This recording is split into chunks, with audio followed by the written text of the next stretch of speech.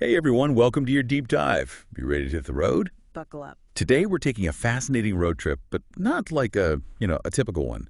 This road trip goes straight through American history and explores something most people probably never think about. We're looking at the intersection of Black American life and the automobile. That's right. We think of cars as symbols of freedom, but for Black Americans for much of the 20th century, that freedom was elusive. Yeah, it really makes you think. Our guide for this journey is an incredible book called Driving While Black.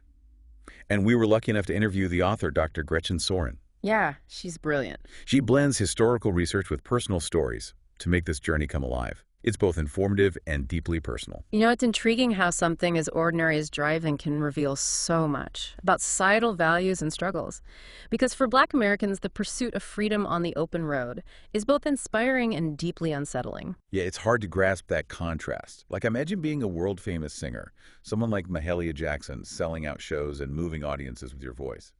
But then because of your skin color, you can't even stay in a hotel or eat in a decent restaurant. You're forced to sleep in your car. Exactly, driving through the night just to reach your next performance. A stark reality that many Black Americans faced. To understand how this came due, we need to go back, way back to the early 20th century, a time of massive change for Black Americans. A time of upheaval, really. And you have the Great Migration happening. Millions of Black Americans leaving the South, seeking better opportunities and escaping Jim Crow. Right. Two major waves. The first in the early 1900s, and the second right after World War II. It's fascinating how this mass movement coincided with the rise of affordable automobiles. Henry Ford and the Model T. Exactly. Mass production made cars accessible to more people than ever before. So you have this incredible juxtaposition. Black Americans finding a new sense of freedom and mobility in the car, while simultaneously confronting the suffocating constraints of segregation and discrimination. It's almost like a cruel irony. Yeah. And speaking of irony, we have to remember that figures like Ford have a complicated legacy.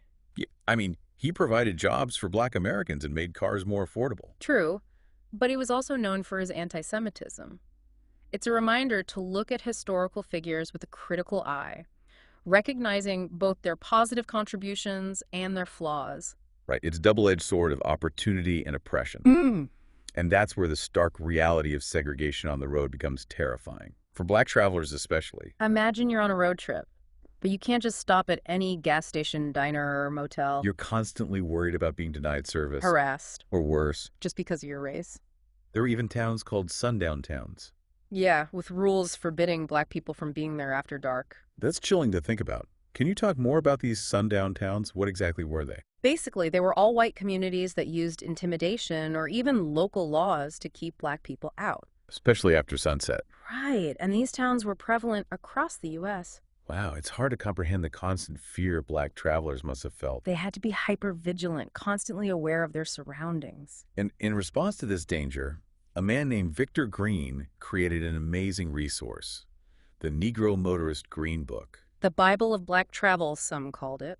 It listed businesses all over the country that were safe and welcoming to Black travelers. Gas stations, restaurants, hotels, mechanic shops, you name it. It's mind-boggling that just finding a place to eat or sleep required a special guidebook. It shows the lengths Black Americans had to go to just to navigate everyday life.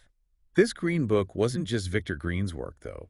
His wife Alma took over publication in the late 1950s, turning it into a woman-run business, reaching an even wider audience. Alma's contribution is often overlooked. But it's crucial to recognize the role women played in shaping this history. Absolutely. It also speaks to the entrepreneurial spirit within the Black community at that time. Absolutely. And there were other guides, too, catering to specific Black audiences, like entertainers, churches, and organizations. Showing the need for these resources and the incredible resourcefulness of the community. Even Dr. Soren initially thought this history was separate from her own upbringing, but through her research, she realized her family's road trips and their habit of packing coolers full of food were directly tied to this reality. It's fascinating how we sometimes don't see the connections between our personal experiences and these larger historical forces. Dr. Soren's story is a powerful reminder that these histories are interwoven with our own lives. They're not just abstract stories in a book, they're part of the fabric of American history, and they continue to shape our present. And as we continue our deep dive, we'll see how the automobile itself becomes more than just transportation for Black Americans. It evolves into a potent symbol and a strategic tool in a world that often seemed designed to restrict their freedom. A world they were determined to navigate on their own terms. It's easy to take car ownership for granted today. But back then, during segregation, it was truly a game changer for Black Americans. Oh, absolutely. Think about it. Even public transportation was segregated. Right. Black passengers often forced to sit in the back of the bus or ride in separate, often inferior train cars. It's hard to imagine the daily humiliations. Owning a car offered an escape from all that. Like a declaration of dignity and independence in a world that constantly sought to deny them both. Exactly. And it wasn't just about avoiding segregation. Having a dependable car was crucial for safety and practicality. Especially on those long road trips. But often a spacious one. You needed to carry enough supplies. And even act as a makeshift home when hotels were off limits. Right. I remember Dr. Soren talking about how Buicks were a popular choice. Yeah, Buicks were more than just a car. For Black families, they were a statement. A sign of resilience, a sign of having made it. Despite the obstacles. Exactly. Spacious enough for a whole family and their belongings. Essential for those long journeys. When staying overnight wasn't an option. So the type of car you drove wasn't just about style.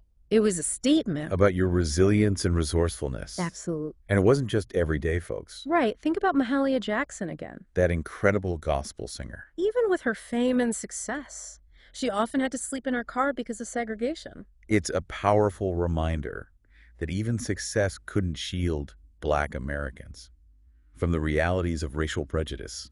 Sadly not. It makes you wonder what other everyday things were affected by segregation. It's a question worth asking. As we move into the mid-20th century, there's another development that deeply impacted Black communities.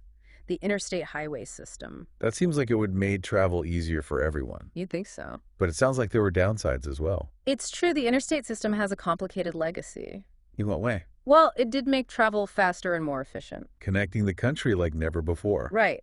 But it also had devastating consequences for many Black communities. Can you explain that? What kind of consequences? Well, the construction often involved what was called urban renewal. Uh-oh. But for many Black neighborhoods, it felt more like urban destruction. Oh, wow. Highways were frequently routed right through these communities, displacing residents, wiping out businesses. Disrupting the social fabric? Absolutely. That sounds devastating. It was. It makes you think about how these infrastructure decisions, often made without considering the people most affected, can have such lasting and harmful consequences. You're right. And often these routing decisions weren't just about convenience or cost. There were other factors at play. They were influenced by political considerations and a lack of concern for the well-being of Black communities. So these are deliberate choices. In many cases, yes. Like in Birmingham, Alabama, highways were deliberately built through thriving Black neighborhoods. Displacing thousands, decimating businesses. A stark example of how infrastructure can be used as a tool for both progress and disenfranchisement. That's powerful and disturbing. It's a part of our history we can't ignore. And it wasn't just abstract policies or statistics. These decisions had real human costs. Absolutely, they affected real people's lives. You know, this reminds me of something my wife's family experienced. They came from a vibrant Black community in North Carolina, a place with a rich history and a strong sense of community.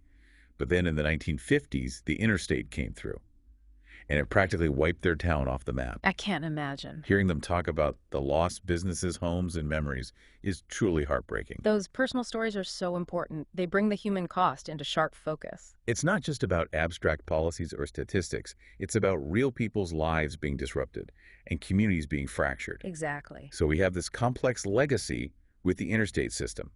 The same highways that offered escape and freedom for Black travelers also contributed to the destruction of their communities. A paradox that reflects the persistent tensions in American history. As we move into the 1960s, that pivotal decade for civil rights, I'm sure we'll see how the landscape of travel and of America itself starts to shift once again. The 1960s, a decade of incredible change, right? Yeah, a turning point in American history. And for Black Americans, the Civil Rights Act of 1964 was a huge victory. Absolutely. This landmark legislation outlawed discrimination. Based on race, color, religion, sex, or national origin. It meant Black travelers could finally stay in any hotel, eat at any restaurant travel without the constant fear and humiliation they'd faced for so long. It was a hard-won freedom. A testament to all the activists who fought tirelessly for equality. But like with many societal shifts, the end of the Green Book era came with both progress and loss. Yeah, I mean, on the one hand, you have this hard-won freedom, the dismantling of legal segregation. But on the other hand, black-owned businesses that thrived because of segregation, they started to face new challenges. Absolutely, desegregation meant black travelers had more options. And many white Americans simply didn't patronize these establishments. It led to an uneven playing field and sadly the closure of many black-owned businesses. It's a reminder that the fight for equality isn't just about changing laws.